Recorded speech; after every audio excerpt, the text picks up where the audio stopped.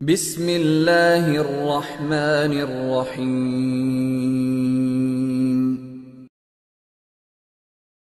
انس رضی اللہ تعالیٰ عنہ ارشاد فرماتے ہیں کہ نبی علیہ الصلوۃ والسلام نے ارشاد فرمایا، من احب سنتی فقد احبنی، جس شخص نے میری سنت سے محبت کی اس نے مجھ سے محبت کی، ومن احبنی کان معی فی الجنہ، اور جو مجھ سے محبت کرے گا وہ جنت میں میرے ساتھ ہوگا۔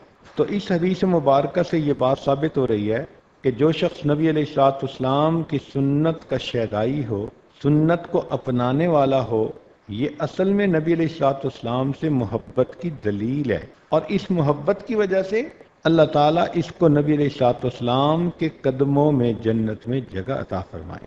سنت نبی علیہ الصلوۃ والسلام کی عادت مبارکہ کو کہتے ہیں، آپ کے طریقہ کار کو کہتے ہیں۔ چنانچہ پوری زندگی میں نبی علیہ الصلوۃ والسلام نے جس کام کو جس طرح سے کیا، اس کام کو اس طرح سے کرنا یہ سنت کہلاتا ہے۔ لہذا ہمیں چاہیے کہ ہر کام میں نبی علیہ السلام کی سنت کو اپنائیں۔ سنت کو اپنانے والا نبی علیہ الصلوۃ والسلام کی اداؤں کو محفوظ کرنے والا ہوتا ہے، اور یہ محبت کا تقاضا ہے۔ اللہ رب العزت کیونکہ نبی علیہ الصلوۃ والسلام سے محبت فرماتے ہیں، وہ بھی اس چیز کو پسند کرتے ہیں کہ میرے بندے میرے محبوب کی اداؤں کو اپنائیں، بات کریں تو اسی طرح، مسکرائیں تو اسی طرح، کھانا کھائیں تو اسی طرح، چلیں پھریں بیٹھیں اٹھیں، معاملات معاشرت لین دین ہر کام جو کریں میرے محبوب کی طرح کام کریں۔ کام یہ کر رہے ہوں اور ان کے کام کو دیکھ کے مجھے محبوب کی یاد آ رہی، تو سنت پر عمل کرنے والا نبی علیہ الصلوۃ والسلام کی اداؤں کا محافظ ہے۔ نبی علیہ السلام نے فرمایا، علیکم بسنتی، تمہارے اوپر میری سنت پر عمل کرنا لازم ہے۔ مومن اپنے جسم کے جس عضو کو نبی علیہ الصلوۃ والسلام کی سنت کے مطابق بنائے گا، اس کا وہ عضو اللہ رب العزت کی نظر میں خوبصورت بن جائے گا۔ چنانچہ جو شخص سر کے بالوں سے لے کے پاؤں کے ناخنوں تک سنت کے مطابق ڈھل جائے وہ اللہ رب العزت کا محبوب بن جاتا ہے۔ قرآن مجید نے تصدیق کر دی، قل ان کنتم تحبون اللہ فاتبعونی، میرے محبوب فرما دیجئے اگر تم اللہ سے محبت کرتے ہو تو میری اتباع کرو، میرے جیسے بننے کی کوشش کرو، یحببکم اللہ، اللہ تعالیٰ اس کے بدلے تم ہم سے محبت فرمائیں۔ تو ہم اللہ کے محبوب بن جائیں، کس قدر عزت افزائی کی بات ہے۔ اور اس کا طریقہ یہ ہے کہ ہر کام کو سنت کے مطابق کرنے کی عادت ڈالیں۔ دیکھیں، آپ کھانا تو کھاتی ہی ہیں، لیکن اگر سنت طریقے پر کھانا کھائیں گی تو کھانے کی ضرورت بھی پوری ہوئی، اور اس سے بڑھ کر اللہ رب العزت بھی راضی ہو گئے۔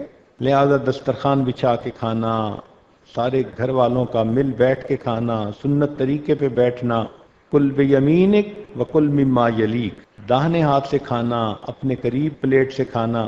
اس عاجز کی کتاب ہے با ادب با نصیب، اس کتاب کو پڑھیں، بچوں کو بھی سمجھائیں، اور کھانے پینے اٹھنے بیٹھنے لباس کردار ہر چیز میں اس کے مطابق اپنی عادت کو بناتی جائیں تو خود بخود آپ اپنے آپ کو سنت سے سجا لیں گی، اور اللہ رب العزت پھر آپ سے محبت کرنے لگ جائیں گے۔ نبی علیہ الصلوۃ والسلام نے ارشاد فرمایا، من احب سنتی فقد احبنی، جس نے میری سنت سے محبت کی اس نے مجھ سے محبت کی، ومن احبنی کان معی فی الجنہ، اور جس نے مجھ سے محبت کی وہ جنت میں میرے ساتھ ہوگا۔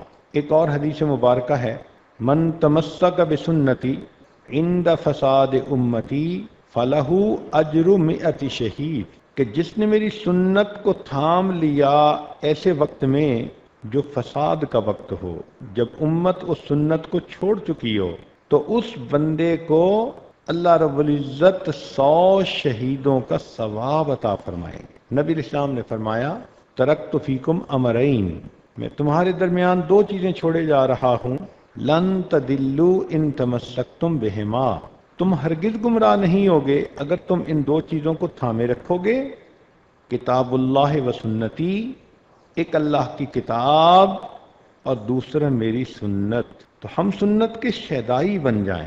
امام مالک رحمۃ اللہ علیہ فرماتے تھے ان سنت مثل سفینۃ نوح علیہ السلام، کہ سنت کی مثال نوح علیہ السلام کی کشتی کی مانند ہے، من رکبہا نجا، جو اس کشتی میں سوار ہو گیا وہ نجات پا گیا، ومن تخلف عنہا غرق، اور جو پیچھے رہ گیا وہ غرق ہو گیا۔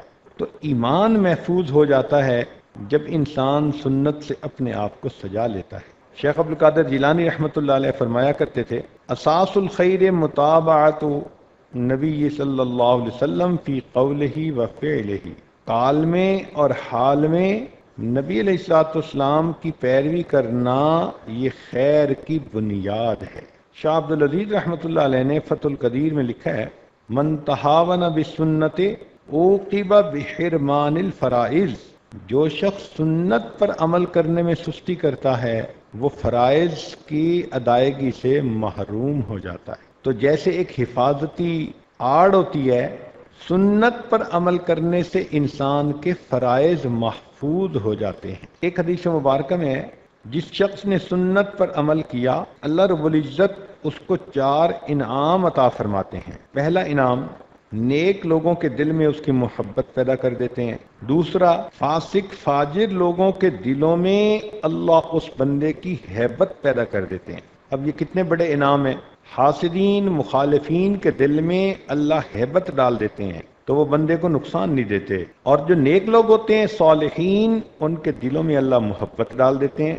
تیسرا انعام کہ سنت پر عمل کرنے والے شخص کے رزق کو اللہ وسیع فرما دیتے ہیں، رزق میں برکت ہو جاتی ہے، غیر کی محتاجی سے جان چھوٹ جاتی ہے۔ اللہ تعالیٰ اپنے غیبی خزانوں سے اس بندے کو رزق مہیا فرماتے ہیں۔ آج رزق کی خاطر کتنے لوگ پریشان ہیں، تو اس کو حاصل کرنے کا بہترین طریقہ سنت پر عمل کریں، ثواب بھی ملے گا اور دنیا میں اللہ تعالیٰ رزق کی پریشانی کو بھی دور کریں گے۔ چوتھی چیز فرمائی کہ سنت پر عمل کرنے کا چوتھا انعام یہ کہ اللہ اس بندے کو دین میں پختگی عطا فرما دیتے ہیں، استقامت عطا فرما دیتے ہیں۔